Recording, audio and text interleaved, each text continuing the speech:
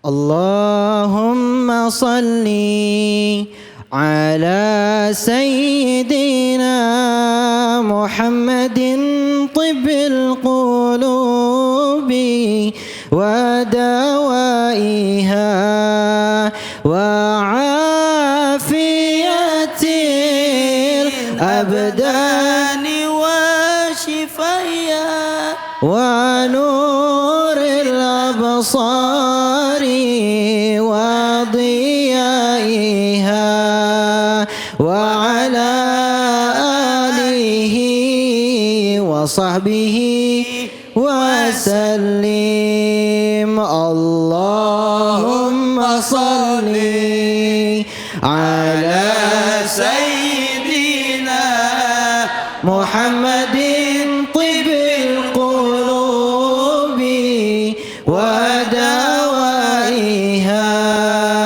wa afiyatil abdani wa shifaya wa nuril absari wa diyaiha wa ala alihi wa sahbihi wa sallim.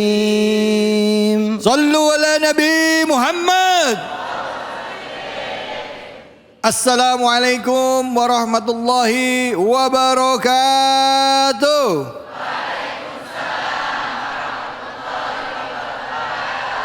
Alhamdulillah, alhamdulillahi rabbil alamin. Puja dan puji kita panjatkan atas kehadirat Allah Subhanahu wa taala. Tidak lupa kita berikan salawat dan salam kita kepada junjungan kita, manusia yang mulia Nabi besar Muhammad sallallahu alaihi wasallam berserta keluarga, sahabat dan umatnya yang setia hingga akhir zaman. Ibu-ibu, bapak-bapak, saudara-saudaraku, pemirsa iNews, pemirsa setia Cahaya Hati Indonesia. Kita kembali lagi bersilaturahim di program kesayangan kita yang selalu setia hadir setiap akhir pekan ya, setiap Sabtu dan juga Ahad pukul 12 siang. Dan hari ini begitu istimewa karena diawali dengan berselawat. Terlebih yang memimpin salawat adalah seorang dai muda, ya, seorang aktor juga dan pemahaman agamanya saya saksikan sendiri, masya Allah luar biasa. Said Alwi Assegaf. Assalamualaikum warahmatullahi wabarakatuh. Waalaikumsalam warahmatullahi Masya Allah, alhamdulillah berkah sekali hari ini. Nah, saya juga ingin mengenalkan juga guru-guru kita yang hadir pada kesempatan kali ini. Ada seorang ustadz yang ganteng, keren, lucu juga. Udah kegeeran nih orang nih. Mana orang? Mana orangnya? Ada orangnya, ada. Ada yang begitu ada? Ada. Mana orangnya? Ustadz Abe Gifran. Assalamualaikum warahmatullahi wabarakatuh. Waalaikumsalam warahmatullahi. Udah sehat guru? Alhamdulillah sehat. Ustadz makin ganteng aja ini. Ini ke bawah cahayanya Alwi Segaf. Iya salah. Kalau ngelihat Alwi biasanya di mana Ibu? Ya di TV sebagai Kian Santang. Nah sebelahnya Kian Santang nih Ustadz Abi juga jadi gurunya Kian Santang di sono. Jadi siapa Ustadz? Syekh Mursyam. Syekh Mursyam, Masya Allah. Kelihatan aura Syekhnya Ustadz. Iya, ini juga Syekh di Kian Santang. Apa saya? Syekh siapa? Budak Wilis ya kan? Hah? Siapa? Syekh Budak Wilis ya? Budak Wilis benar. Masya Allah. Ya Allah ya Rabbi. Ya Allah nih sebelahnya juga main sama kita juga nih di Kian Santang. Ustadz enggak. Hadir guru kita juga. Ustadz Ihsan Hasibun. Assalamualaikum warahmatullahi wabarakatuh Ustadz. Waalaikumsalam warahmatullahi wabarakatuh Pak. Ustadz mohon maaf ya. Kami ini ibu-ibu juga mohon maaf ya. Kalau ketemu ini suka bercanda ini saya sama Ustadz Abe. Kalau sama Awi nggak bisa bercanda karena Awi orangnya serius. Beneran. Nah Awi orangnya serius. Siapa ya? Saya mau ngajak semuanya pemirsa untuk melihat sebuah tayangan yang viral yang jadi tema kita kali ini. Apa sih temanya? Kita lihat sama-sama. Saya nggak bisa ngomong apa-apa, speechless ya Bu ya. Ustadz Abe gimana Ustadz Abe kita nyikapi ini? Masya Allah. Banyak pelajaran dari yang kita sama-sama saksikan. Namun merujuk kepada satu ayat dalam Al-Quran di mana Allah Subhanahu wa taala memberikan informasi bahwa wallahu a'lamu bil muhtadin. Atau dengan ayat yang lain, wa huwa a'lamu bil muhtadin. Allah Subhanahu wa taala itu lebih tahu siapa hamba-hamba yang diberikan hidayah. Sehingganya kita menjadi manusia jangan pernah mengedepankan rasa suudzon dengan segala apapun kepada orang lain. Walaupun bahwa husnul khotimah dan su'ul khotimah itu kembali merujuk kepada amal kita. Sesuai dengan kata Allah, orang yang baik menurut pandangan Allah adalah innalladzina amanu wa amilus salihat ulaika khairul bariyah. Mereka itu termasuk yang menjadi baik dalam pandangan Allah saat hidupnya, dalam kesehariannya, amalnya dibangun dengan kesolehan dan ketakwaan kepada Allah Subhanahu wa taala. Namun dari itu kalau ada orang lalu dia mabuk, lalu dia pengen tobat, dan kita tidak tahu bagaimana Allah mengampuni serta menerima taubat seseorang. Yang terpenting ini harus menjadi pelajaran buat kita bahwa sifat Rahman dan Rahimnya Allah ada dan berhak untuk siapapun. Sifat Rahman dan Rahimnya Allah berlaku buat seluruh umat. Oleh karenanya menjadi satu pelajaran untuk kita, jangan mengklaim bahwa orang lain itu lebih jelek dari kita. Boleh jadi kita lebih hina daripada orang lain.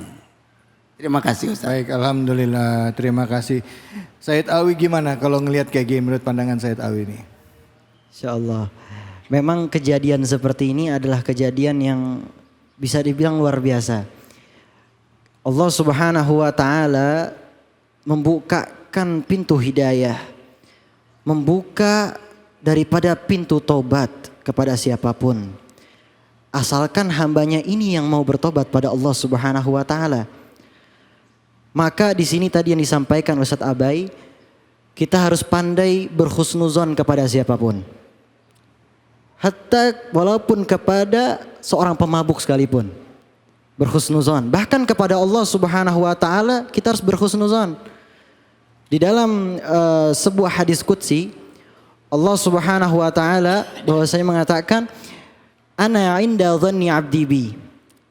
Aku ini tergantung dengan prasangka hambaku kepada aku, kata Allah.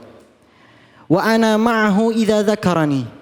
Dan aku bersamanya apabila ia mengingatku. Fa in dzakarani fi nafsihi dzakartuhu fi nafsi.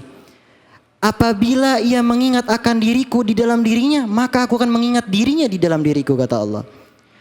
Maka di sini pandailah jadi orang yang berhusnuzon kepada siapapun, kepada Allah dan juga makhluknya. Yang tadi kita lihat seorang pemabuk, Allah Subhanahu wa taala yang Maha tahu. Wallahu a'lam, Allah yang Maha tahu. Kita hanya bisa berdoa semoga mati dalam keadaan husnul khatimah. Amin. Karena banyak sekali di antara kita, banyak orang-orang yang semasa hidupnya baik, tapi meninggalnya bukan di tempat yang baik. Nah, ini kebalikannya. Meninggalnya di tempat yang meninggal tempat yang baik. Kita bisa ambil pelajaran dari situ. Sehingga apa? Dahulu ada satu kisah seorang pemabuk juga. Jadi ada satu kisah seorang pemabuk pada saat itu setiap harinya bermaksiat kepada Allah. Pulang malam maksiat kepada Allah. Sampai suatu saat di malam hari di jalanan ia menemukan satu lembaran berisikan asma Allah. Katakanlah tulisan Bismillahirrahmanirrahim. Ia ambil kertas itu, dia bawa pulang, ia taruh di atas lemarinya. Dan entah kenapa, pada besokan harinya ia dimimpikan, diberi mimpi oleh Allah Subhanahu wa taala, yaitu mimpi keadaan ihwal surga dan neraka. Dan akhirnya apa? Setelah itu ia segera bertobat kepada Allah Subhanahu wa taala. Sampai-sampai ia mendapatkan gelar yaitu Asy-Syaikh Al-Khufi. Yaitu seorang guru yang takut, yang taat kepada Allah Subhanahu wa taala. Diangkat derajatnya oleh Allah karena apa? Hanya satu hal yaitu ta'zim, menghormati Allah Subhanahu wa taala. Ini masalah kecil. Asma Allah, ia ambil kertas tersebut dengan ta'zim, dengan menghormati tulisan Allah, ia taruh di atas lemari dengan rasa ta'zim. Allah angkat derajatnya. Maka kita nggak tahu satu amalan sekecil apapun, satu hal kebaikan apapun bisa membawa kita ke surga. Amin amin ya rabbal Alamin. alamin. Insyaallah langsung oleh Ustadz Ahmad Hasibuan. Fadhil. Ihsan Hasibuan. Fadhil. Silakan Ustadz Ihsan. Makasih saya Tarwi. Hadirin yang dirahmati oleh Allah Subhanahu wa taala, kalau kita perhatikan orang yang tadi adalah orang yang sangat beruntung. Meskipun sebelumnya dia telah melakukan kemaksiatan kepada Allah, dia telah melakukan kezoliman terhadap dirinya sendiri. Akan tetapi ternyata menjelang akhir hayatnya, Allah mengetuk hatinya, memberikan hidayah kepadanya. Kita tentunya adalah orang-orang yang berdosa juga. Saya yakin di antara kita tidak ada yang bersih dari dosanya, betul? Atau ada yang ngaku di sini bersih dari dosa? Gak ada ya. Kullu bani Adam khata' wa khairul khata'in at-tawwabun. Setiap manusia itu pasti bersalah. Tetapi sebaik-baik orang yang bersalah adalah orang-orang yang bertaubat kepada Allah Subhanahu wa taala. Minum khamar adalah dosa.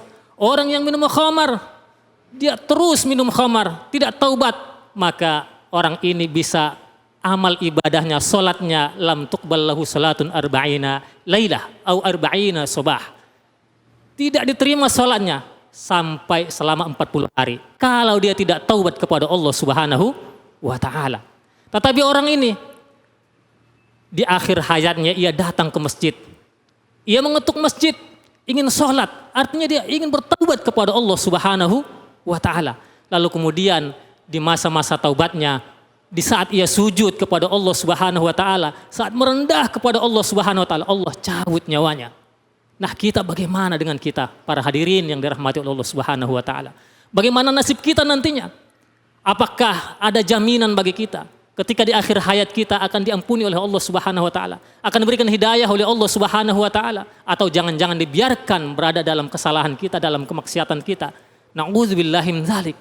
Nah, oleh karena itu perlu bagi kita untuk selalu waspada dan memohon kepada Allah Subhanahu wa taala untuk mendapatkan hidayah dan taufik dari Allah Subhanahu wa taala hingga akhirnya nanti kita wafat dalam keadaan husnul khatimah. Amin ya rabbal alamin. Barangkali demikian. Assalamualaikum warahmatullahi wabarakatuh. Waalaikumsalam warahmatullahi wabarakatuh. Masya Allah ya Bu, beruntunglah kita walaupun masih ada sebutir iman dalam hati kita. Karena Allah berfirman, wasyari'u ila magfiratin min rabbikum wa jannati arduha samawati wal ardu uiddat lil muttaqin. Bersegeralah kamu selama masih hidup, masih ada kesempatan untuk mendapatkan magfirah Allah seluas bumi dan langit. Ya, kita akan lanjutkan lagi bersama dengan guru-guru kita yang hadir di sini dengan kajian kita yang menarik ya.